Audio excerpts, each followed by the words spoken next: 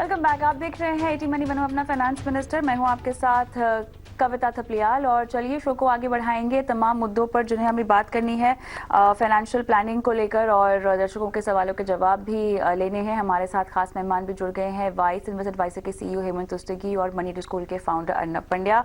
आप दोनों का स्वागत है इस खास पेशकश में। और दर्शकों के हम सवाल लें उससे पहले एक खास मुद्दे पे हम चर्चा कर लेते हैं, जो कि साफ तौर से पैसिव फंड्स को लेकर है और इनकी लोकप्रियता में हेमंत जी हम लगातार बढ़त तो देख ही रहे हैं। अगर हम म्यूचुअल फंड्स के पैसिव एयूएम की बात करें तो इसमें लगभग 22% का इजाफा भी आया है। ये जो आंकड़ा है ये किस ओर इशारा कर रहा है? हम एक निवेशक होने के नाते हमें इसको कैसे समझना चाहिए?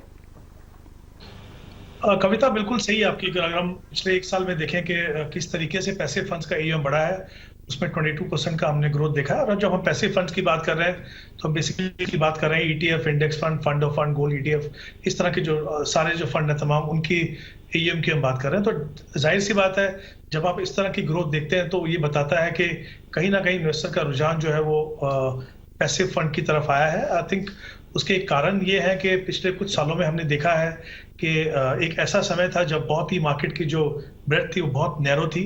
कुछ ही स्टॉक जो थे वो 10 से 15 स्टॉक जो मार्केट को ऊपर लेके जा रहे थे। तो उस समय पे जो पैसिव फंड्स है उनकी परफॉर्मेंस जो है वो एक्टिव फंड्स से ज़्यादा अच्छी हो रही थी, स्पेशली अगर हम लार्ज कैप ओरिएंटेड फंड्स की बात करें उस समय पे। तो वहाँ से ये शुरुआत हुआ और धीरे धीरे हमने देखा कि कुछ डिफरेंट कारणों से, जैसे उसमें जो एक्सपेंस रेशियो है वो कम है, उसमें ट्रांसपेरेंसी ज़्यादा है, आपको पता है कि किस तरह के स्टॉक होंगे शुरुआत से। आपको ऐसा भी कुछ डाउट नहीं रहता कि किस तरह का फंड होगा, किस तरह के स्टॉक्स होंगे। तो ट्रांसपेरेंसी ज़्यादा है, एक्सपेंसेस कम है।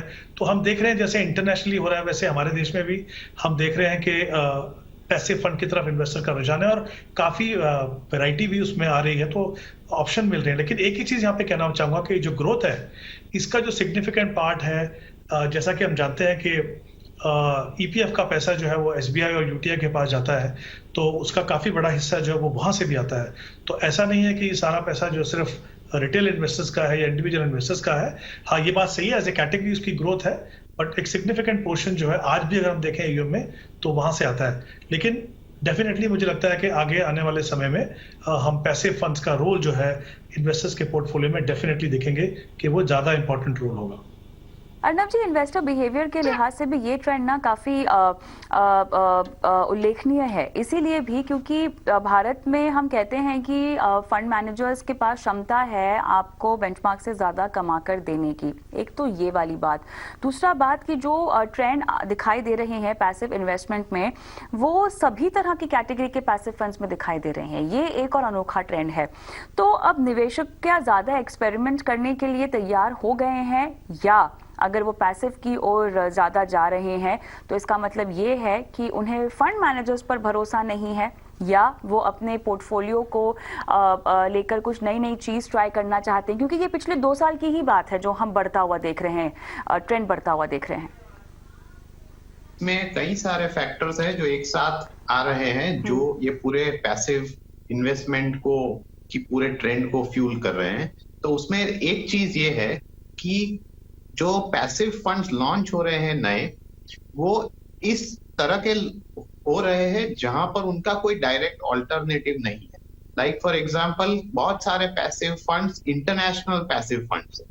तो अगर एज इन्वेस्टर मैं उस प्रकार का एक्सपोजर नहीं ले सकता थ्रू सम एक्टिव फंड, तो ये पैसिव फंड मेरे लिए एक डिफॉल्ट चॉइस हो जाता है।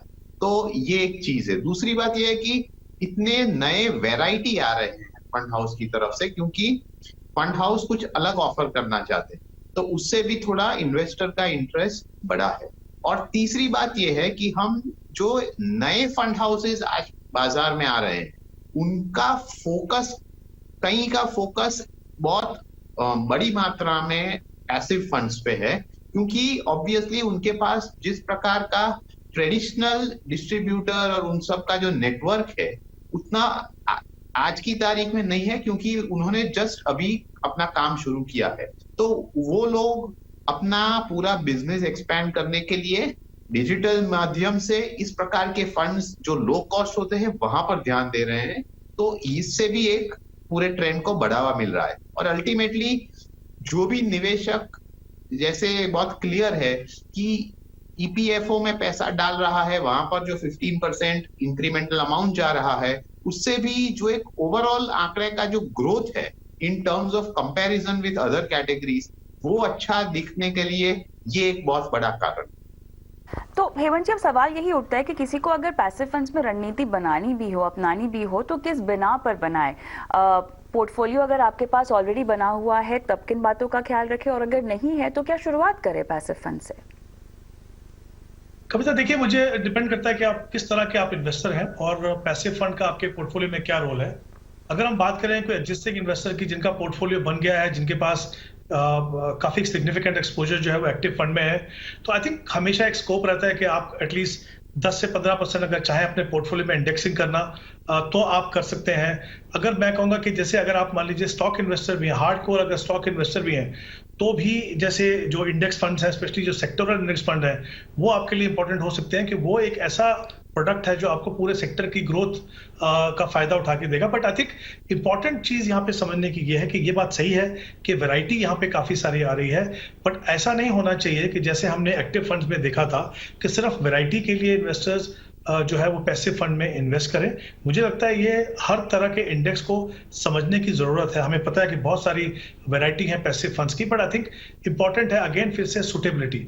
जस्ट बिकॉज अगर एक नई वैरायटी आती है और हमें लगता है कि इस पोर्टफोलियो में हमें शामिल करें तो कुछ फायदा होगा, ऐसा जरूरी नहीं है कि हर तरह के जो इंडेक्स फंड या जो पैसिव फंड्स हैं वो आपके लिए सुटेबल होंगे। तो अगर आप एग्जिस्टिंग इन्वेस्टर हैं तो डेफिनेटली कुछ रोल आपका इंडेक्स फंड जो है वो प्ले कर सकते हैं। बट जैसा आपने पहले भी कहा, मेरा अभी भी ये मानना है कि काफी सारी जो कैटेगरीज हैं एक्टिव फंड्स में, जैसे लार्ज एंड मिड हो गए, या जो फ्लेक्सी कैप फंड है, जो मिड कैप फंड है, या जो स्मॉल कैप फंड्स हैं, इनमें अभी भी पोटेंशियल है कि ये आपको एक्टिव फंड, पैसिव फंड से बेहतर रिटर्न दे सकें। अगर आप एक नए इन्वेस्टर हैं तो अगर आप चाहें तो शुरुआत के, अगर आप मान लीजिए 2 या 3 फंड देखते हैं तो एक फंड डेफिनेटली इंडेक्स का हो सकता है, क्योंकि जैसा मैंने पहले कहा कि more than cost I think important चीज है कि ट्रांसपेरेंसी है, आपको पता है एग्जैक्टली कौन से स्टॉक इस पोर्टफोलियो में आपको देखने को मिलेंगे।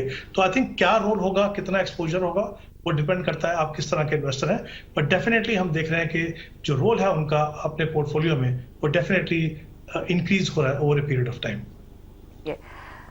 बहुत खूब।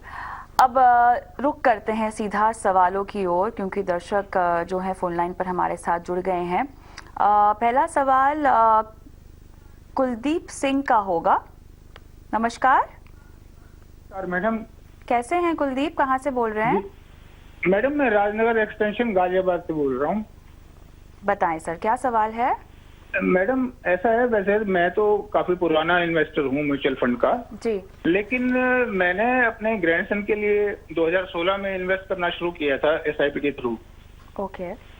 उसमें ये हुआ कि डायरेक्ट मैं उसमें ऑनलाइन या किसी उससे नहीं उसमें निवेश किया था, तो वो एजेंट के थ्रू किया था, जिसके अंदर वो रेगुलर उन्होंने प्लान दिया मुझे, और उसमें जो है करीबन 1.09% का एक्स्ट्रा जो है वो उसको चला जाता है एज ए कमीशन। अच्छा। तो मैं 6 साल हो गए उसमें, और उसमें 67% का एब्सोल्यूट रिटर्न है अभी। ये एचडीएफसी चिल्ड्रन गिफ्ट फंड है। बिल्कुल, हाँ।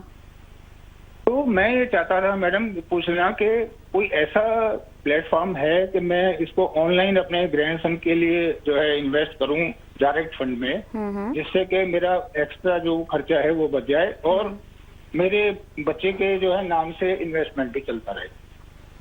चलिए, बहुत बढ़िया। तो हम आपके सवाल का जवाब दें उससे पहले हेमंत जी, मुझे ये जानना है, एचडीएफसी चिल्ड्रंस गिफ्ट फंड है किस तरह का फंड, कहाँ कहाँ ये फंड निवेश करता है, और किस किस तरह के लोगों को, साफ तौर से बच्चों की भविष्य के बेहतर प्लानिंग के लिए ही इस फंड को शामिल किया जाएगा, लेकिन प्राथमिकता में ये फंड कहाँ आता है बाकी म्यूचुअल फंड्स में निवेश के मुकाबले, अगर बच्चों के भविष्य का ही कोई लक्ष्य हो तो? देखिए कविता, ये जो फंड है ये आता है सोल्यूशन ओरिएंटेड कैटेगरी जो फंड्स हैं उसके अंदर आता है, और जैसे कि नाम से पता चलता है कि इसका पर्पस ये है कि बच्चों की एजुकेशन या उनके फ्यूचर के लिए अगर आप कॉर्पस बनाना चाहें तो ये, क्योंकि एक सोल्यूशन ओरिएंटेड फंड है तो कई बार हमने देखा कि इन्वेस्टर्स को लगता है कि ये ऑप्शन जो है वो बेहतर है बजाय इसके हम दूसरे किसी फंड में जाएं। कहीं ना कहीं थोड़ी वो एक अटैचमेंट रहती है कि हम इस पर्पस के लिए इस फंड के अंदर इन्वेस्ट कर रहे हैं। ये फंड की परफॉर्मेंस जो है मैं कहूँगा डिसेंट परफॉर्मेंस है over a period of time, long term अच्छा इसका ट्रैक रिकॉर्ड है। बट अगर आप पूछें कि ये बेस्ट ऑप्शन है बच्चों की एजुकेशन के लिए, कॉर्पस बनाने के लिए, तो मैं कहूँगा कि शायद नहीं, क्योंकि मुझे लगता है कि स्पेशली अगर हम बच्चों की एजुकेशन की बात करें, अगर आप सही समय पे शुरू करें तो काफी लंबा समय आपके पास होता है। तो जो नॉर्मल इक्विटी फंड जो होते हैं वो आपको ये बेहतर रिटर्न दे सकते हैं। तो एक तो ये जहां तक ऑप्शन का सवाल है, तो क्लियरली जैसे मैंने कहा कि ये फंड ने अच्छा किया है, बट इससे बेहतर ऑप्शन डेफिनेटली अवेलेबल है अगर स्पेशली आपको अगर बच्चों की एजुकेशन के लिए कॉर्पस बनाना है तो। अब इनको क्या सलाह दी जाएगी, क्या सलाह देंगे आप दोनों सिनेरियो में? अगर निकलना हो तो कैसे, और अगर यहाँ पर बदलाव करना हो, डायरेक्ट में आना हो तो कैसे? देखिए, डिपेंड करता है अगेन अभी कितने साल तक और ये इन्वेस्टमेंट करना चाहते हैं। अगर काफी लंबा समय है इनके पास अभी भी मान लीजिए, तो डेफिनेटली मुझे लगता है कि अगर किसी इक्विटी फंड में जाएं तो वो ज्यादा बेहतर होगा। अगर बहुत ज्यादा लंबा समय नहीं है तो फिर उसमें बने रहें। अगेन सब कुछ डिपेंड करता है कि कितना समय है आपके पास यहाँ से आगे जाके। पहली बात तो ये, और जैसे मैंने कहा कि इस फंड की परफॉर्मेंस जो है वो काफी रीजनेबली अच्छी परफॉर्मेंस है। तो ऐसा नहीं है कि प्योरली परफॉर्मेंस बेसिस पे आपको वहां से निकलना है, बट अगर इंप्रूव करना चाहते हो, आपके पास समय है, तो डेफिनेटली इक्विटी फंड में जा सकते हो। और जैसा इन्होंने कहा कि अगर ये चाहते हैं कि डायरेक्ट ऑप्शन में अगर इन्वेस्ट करना चाहें तो डेफिनेटली अगर आपने फंड सिलेक्शन किया हो तो जो म्यूचुअल फंड की जो वेबसाइट है वहां जाके आप डायरेक्टली इन्वेस्ट कर सकते हैं। वो आपके पास डेफिनेटली ऑप्शन है ऑनलाइन इन्वेस्ट करने के लिए। चलिए, कोई और सवाल आपको पूछना है कुलदीप जी? जी मैडम, ये नहीं है, ऐसा नहीं है जो जैसे रुस्तगी साहब कह रहे हैं कि ऑनलाइन। एक्चुअली बच्चे का एक तो पैन कार्ड नहीं है, आधार कार्ड नहीं है, अंडर गार्जियनशिप में उसका चिल्ड्रन अकाउंट खुला हुआ है, तो डायरेक्ट इन्वेस्टमेंट नहीं हो पा रहा है उस पर। यदि मैं उसको क्लिक करता हूँ तो उसके फादर का अकाउंट आता है, मतलब मैं उसके बच्चे के नाम से डायरेक्ट ऑनलाइन नहीं कर पा रहा हूँ। हेमंत जी, बच्चों का जो भी इन्वेस्टमेंट होता है वो आपको अंडर गार्डियनशिप करना पड़ेगा, और जो जिनके केवाईसी जो करते हैं वो आप गार्डियन का केवाईसी करेंगे, उस हिसाब से ये इन्वेस्टमेंट हो। चलिए, उम्मीद करते हैं कि आपको सलाह समझ में आ गई हो। मिथुन कुमार साहब भी फोन लाइन पर हैं जो अर्णव जी से सवाल पूछना चाहते हैं। नमस्कार मिथुन। जी मैम, नमस्कार। बताइए, 2040 तक चाहिए 2 करोड़, SBI फोकस्ड इक्विटी और कोटक का मैन्युफैक्चरिंग इन इंडिया आपने फंड लिया हुआ है। जी मैम। ये आपने 2 फंड कहाँ से सलाह लेके लिए हैं, कब लिए हैं?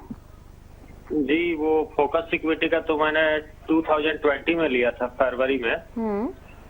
और कोटक मैन्युफैक्चर का पिछले 6-7 महीनों से मैम।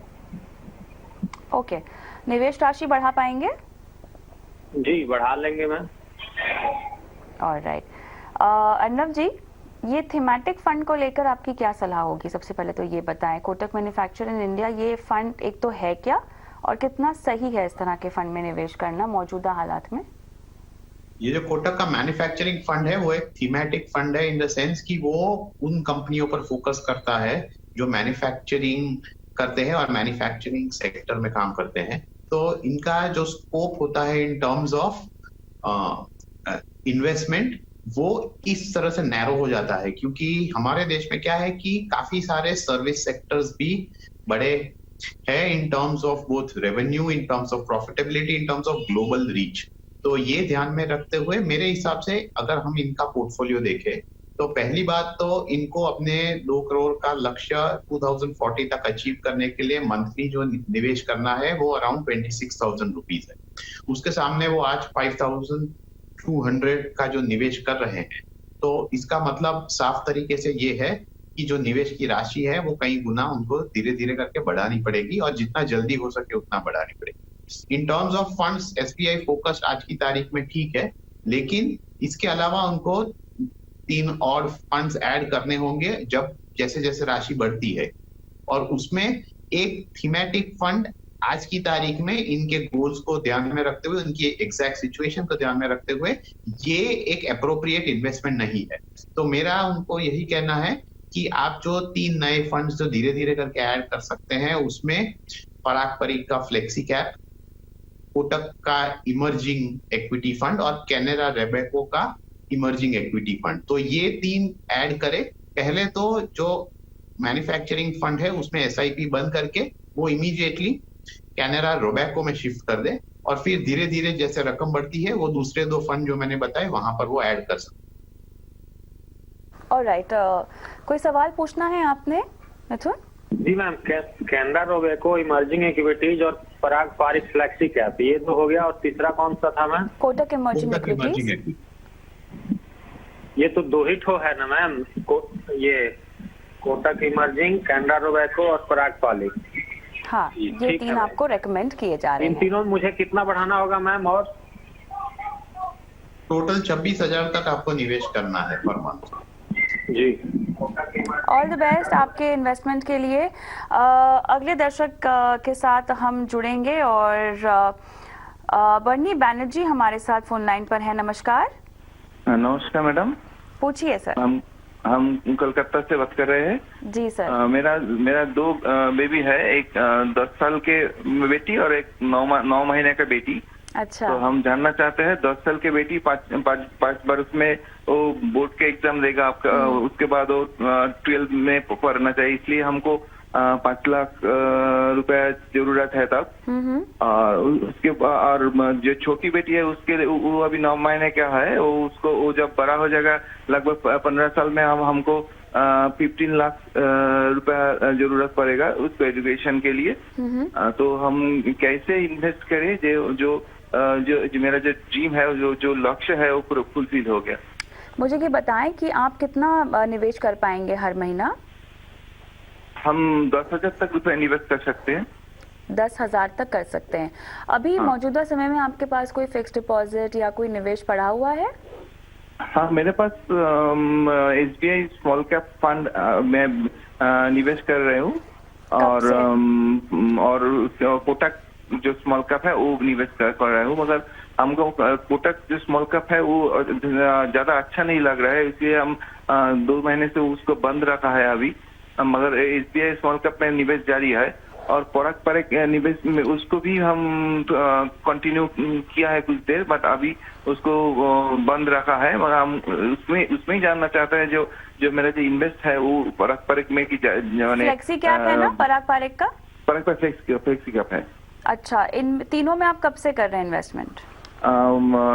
SBI को हम लगभग 2-1.5 साल हो गया, और पराग पारिक में लगभग 7-8 महीना हो गया।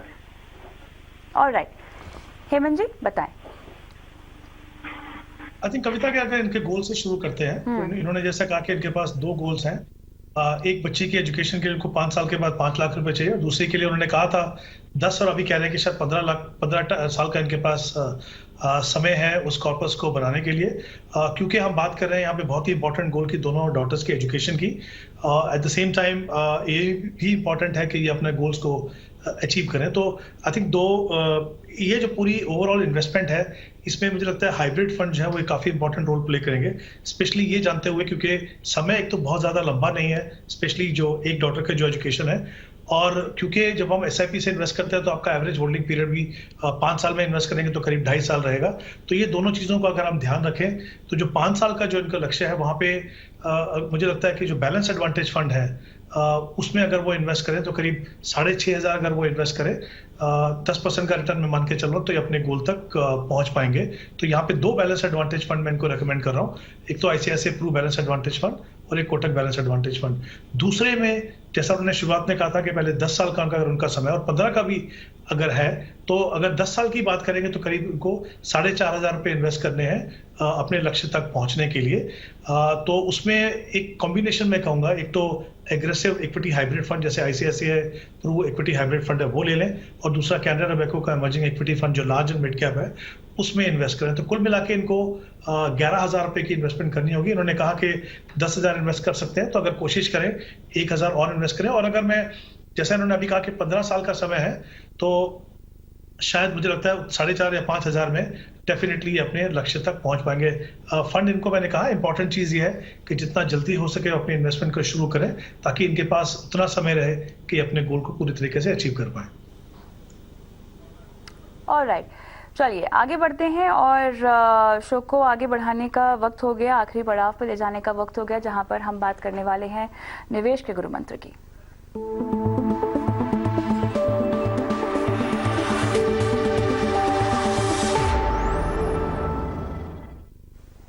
अर्नब जी बताएं गुरु मंत्र क्या होगा आपका आज का? जैसे जैसे आप कोई भी नया निवेश अपने पोर्टफोलियो में ऐड करें, तो निवेश करने से पहले ये जान ले कि इसका ओवरऑल पोर्टफोलियो में रोल क्या है और वो किस प्रकार की भूमिका वहां अपने स्थान में आके दिखाएगा। क्योंकि इसमें क्या होता है कि जब आप कोई नया निवेश ऐड करते हैं तो उससे पूरा पोर्टफोलियो का बैलेंस हिल जाता है, और अगर आपने ये सोचा नहीं है तो पूरा जो एक ओवरऑल आपके लक्ष्य की तरफ बढ़ने का जो एम है वो डिसरप्ट हो सकता है। तो इसीलिए निवेश करने से पहले आप ये ध्यान में रखें, निवेश करने के बाद नहीं। हेमंत जी आपका गुरु मंत्र?